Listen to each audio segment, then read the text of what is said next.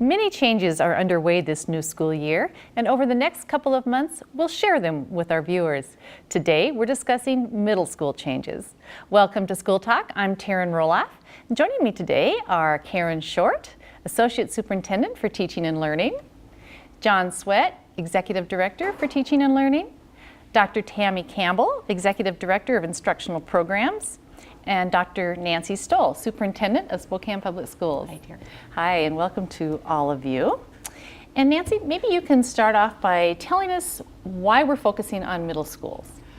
Well, certainly with an emphasis on college and career readiness, we know that it can't begin in high school. We can't begin in high school preparing our students for post-secondary, that is something that begins well ahead of that. It actually begins as our students come into our system as early as preschool and kindergarten. But the middle school is this critical linchpin between what has happened at elementary and what needs to happen in high school. And so we've really been focused on what are the programs we need for our students so that they are not only successful in middle school, but that success carries into ninth grade. Because the research says if students leave ninth grade deficient in credits, they have a much greater chance of ultimately dropping out. So it's a critical period in the lives of our students, and we're taking that very seriously and looking at ways that we can ensure our students have a successful experience. So Karin, why don't you kind of tell us all of the many things that we're doing, and then we'll go back and talk about each of them a little bit more in depth. Well, I think we should start by saying there's sort of an overarching idea about all of the changes that we're making. And primarily that change is about increasing the rigor for all of our kids in middle level.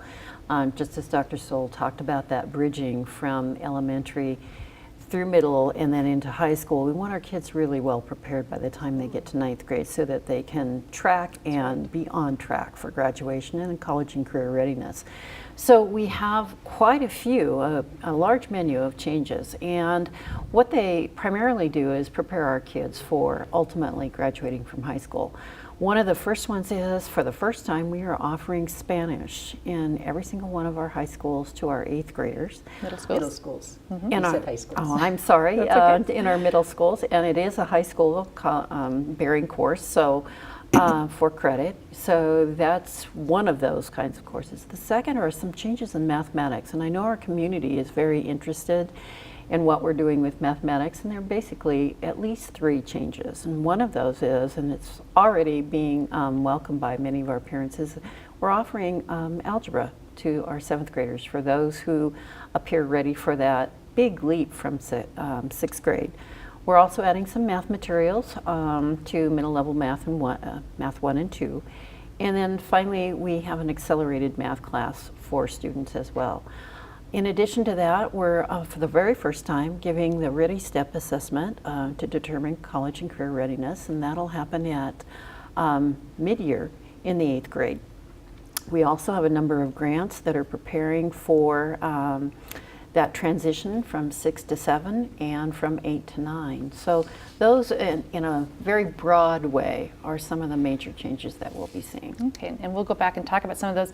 Also want to talk about social promotion as well before we get into some of the detail. Well, I do think that that's a concept, that's a problem that's been voiced in our community and certainly voiced nationally. The idea that we allow students to move from grade level to grade level without the requisite skills. And so when that happens, they're not successful. And so we don't want to do that either. We don't want to move students on.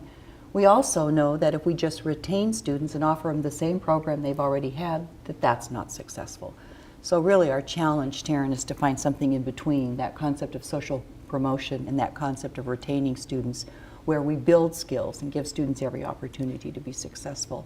And so that's really an emphasis this next year that Tammy and her team have been working on so that we can provide students with some support when they're not successful in mathematics primarily and language arts. That's right. Okay. So students will be coming to their school, attending these, it's called ICANN, after school at the end of the day. It's in addition to the course that they will be taking during the school day.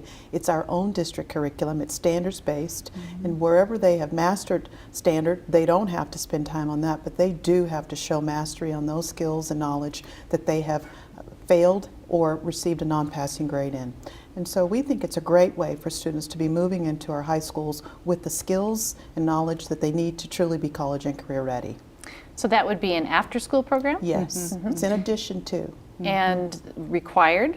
Yes, Students will be required? yes. For them to move to the next grade, it will be required that they attend these after-school sessions. And as you said, it wouldn't be the whole math class again. No, it would not be. It would be the portion. We or would do portions. assessments, figure out what it was that they knew and were able to do, and wherever we saw the holes, that would be what the student would be working on with a teacher who's right there in the building, as well as our SBL teacher, who's our online specialist to work with the students. So it's very targeted and specific for these particular students. You know, I would just add, Karin, you know, one of the things that's a challenge when you talk about social promotion and when you talk about college and career readiness by the time they're ready to leave high school at 17 or 18 years old is the fact that kids don't stop getting older. They don't stop growing and maturing. And to think about holding kids back in middle school is a little frightening when you think about the fact that they get older every year. So really our goal is to keep those kids on track and moving through our system at the right pace. And I think what we want to do is we've done such a nice job at elementary with standards-based grading and reporting. We know That's right. when students are not successful, and we know why they're not successful. We don't really have a handle on that yet at middle level. We're starting that work. And so sometimes our students are failing because they haven't done their homework. They've gotten zeros, and that's when you start to average in zeros, it really pulls down a grade point average. They're not attending school. So we want to get a clearer idea of why students aren't successful in mathematics and language arts. So that will be a focus of the work that we're doing with standards-based grading and reporting now, I think. Absolutely, absolutely. You're right. When you think about a zero, that would mean that you know nothing. That's and right. most students know things. All students would know something about a standard. And so we want those grades to be accurate and to really represent what students know and are able to do about a specific standard. And that actually is a subset of what we'd be doing in those I CAN classrooms. And we've had pretty good success with that at the high schools, and we're just moving this down now to the middle schools. And just to make sure that everyone is clear, that when we're talking about standards-based grading and reporting, we're talking about looking at reporting academics separately from behavior and effort. We still look at those issues around effort. So it isn't that we're ignoring that. In fact, we're putting more emphasis on it. It's a valuable skill. It's one that employers look for in the workplace, and we value it. It's just that it shouldn't affect the academic grade. Well, and when students and teachers really understand where students are at, it's motivating. Students really understand what their next moves are and how they can move forward, and teachers know what they can do differently to adjust and differentiate their approach for kids in the classroom. Perfect, okay. So let's talk a little bit about Spanish, the Ready Step, some of the other things we talked about I'll talk earlier. a little bit about Spanish. We adopted some new resources, new textbooks for Spanish this year for full implementation all across the district for all grade levels. Specifically at 8th grade, it will be helpful because now these students will have the opportunity to take possibly 2 world languages before they graduate. They will be globally competitive. And also, we will be seeing with those students, they will be then on the track to do AP Spanish, which will be something we've done for the very first time. So we see this as a way for our students to be globally competitive and to have many opportunities beyond high school. And I really think this is just the beginning of looking at how we can accelerate some of the work that our middle school students are doing. I happened to be in a meeting with college and community college presidents and was very fascinated by how they talk about acceleration at their level. It is really something I think we need to look at. And so this Spanish will be a wonderful opportunity, as well as what we're doing with algebra for 7th graders, geometry for 8th graders, and the opportunity then to take 4 years of math in high school. Think how well they will be prepared when they leave us. Then they'll be able to compete for slots in colleges all across the United States. And you think about students who are in middle school math 1, middle school math 2, what we're doing with those new supplemental materials. That's right. We're again making sure that every single student is algebra ready. So these materials will then have been added. We've done that adoption work over the summer. So at the beginning of the school year, the teachers are ready to teach it, and it will allow our students, we think, to really be prepared as they move into high school. Every student on that path to have lots of options post-secondary. So maybe this is a good time also to talk about the accelerated program. Is that what we're calling it, as opposed to an honors program at the middle school level? It perhaps is just a different name, but it also looks like new curriculum and with an intent to prepare students for future AP classes. So currently we have sort of an entry criteria that 6th grade teachers and principals have followed and recommended students to the 7th grade. And they're now enrolled in the first ever accelerated classes at middle level. That has been very, very popular among our parents and our students, and at quarter, we're going to be tracking each one of our students to see that we have the correct entry criteria. It could be that we want to loosen that up, or in fact, maybe we're right on. What we are discovering though, is that so many of our kids are ready for algebra at 7th grade. So it, as Dr. Stowell and others were talking about earlier, it's a paradigm shift. Our kids are ready and we need to meet their needs. So accelerated is one way of doing that. We have English language arts accelerated as well at 7th grade. And usually between 3 and 4 sections of that in every one of our schools, sometimes more than that. So it has been a very popular program. Well, and I think one of the other things that we've done is in that whole college and career readiness, we've started to look at those assessments our students take, the PSAT, the SAT, and one of the areas that we probably weren't as strong in was grammar. That's right. And when I took the PSAT, just practicing and having been a former English teacher, I was amazed at the amount of grammar in there. And so, Tammy, talk about what we've done to increase grammar instruction. So we have identified K-12 grammar power standards. They will be assessed, and we've added materials for our middle school and our high school teachers to really augment what we would have to do to accomplish those power standards.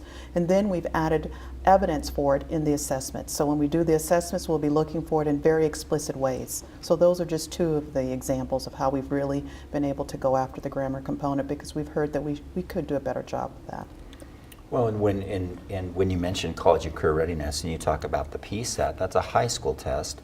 We have now in our middle schools Ready Step, which is the College Board's answer for middle schools, just like the PSAT is for high schools. What that does for us is it tells us a lot about our students, but it tells us in a little bit different way. It tells us in a nationally kind of, it aligns with the national standards, the core standards, as well as the state standards, and it really allows us to target interventions specifically to kids' needs in middle school. Tells us where they are on that trajectory for college and career readiness. What's powerful about that too, parents would be able to get a report that would tell them the path their students are on. Are they college ready? It'll give the parent very specific information about the kinds of courses and what are some next steps for their students. That's another community piece that our parents should be looking for when their 8th graders take that assessment. And that'll happen sometime between late October and mid-November when that assessment would be given to our students. And Tammy, don't you think it has another benefit, and that is that as we develop course offerings in instructional programs, it's going to let us know which of those courses are really working. It also gives us a window on the world to our vocabulary development, our grammar development. Absolutely. And so on. So we'll know that if we've made a correction, Yes. that we've done the right ones. Instructional programs will be looking at the results to tell us to what degree we need to make adjustments in some of our course development. I think another area, I happened to be at an open house last night at Glover Middle School, and I was meeting with a pre-engineering teacher there. And that's a CTE offering, career and technical education offering for students in middle school, where they learn to do like CAD-assisted drawing, and then they learn to fabricate materials based on those drawings and plans, which is really pretty cool. And the teacher there has 5 sections of that. So that's another way to meet our middle school kids where their interests are, those who are more interested on hands-on learning and seeing true application of their learning, and then they can follow those courses on into high school. So we're trying to prepare all of our students to move into high school in a pathway that works for them and where they're successful. Dr. Stowell, we have got some opportunities out there where we have some STEM programs that are happening in our middle level, but we also now have a STEM facilitator who will be working with our middle schools to develop more STEM opportunities specifically at middle level. That's great. So Tammy. there will be more information to come about that in the upcoming year. And that being science, technology, engineering, Yes, and math. Math, And absolutely. Also want to go back, just for some of our viewers aren't familiar, I wasn't in high school in a small town, didn't have advanced placement. We call it AP. So That's right. I want to just Thank you for that. let folks know what those things are. We are out of time, but I do want to say, it just came to me as we were talking, that this is middle school is also the time for parents and students to be thinking of the college-bound scholarships. We want people to go online and find out about that. The deadline isn't for several months. But if you're an 8th grader, you need to get signed up for that. Those are scholarships that are available through the state. So, anything else before we? Yes, go Just ahead. one small Sure. piece that you've just connected, and that is our new life skills unit inside of our life skills class. It's 6 weeks are devoted to college and career readiness. So there's a nice feel for getting ready for college band scholarships. So Very good. wanted to make that connection. Absolutely. All right. Well, thank you so much for being here today, and thank you for joining us on this edition of School Talk.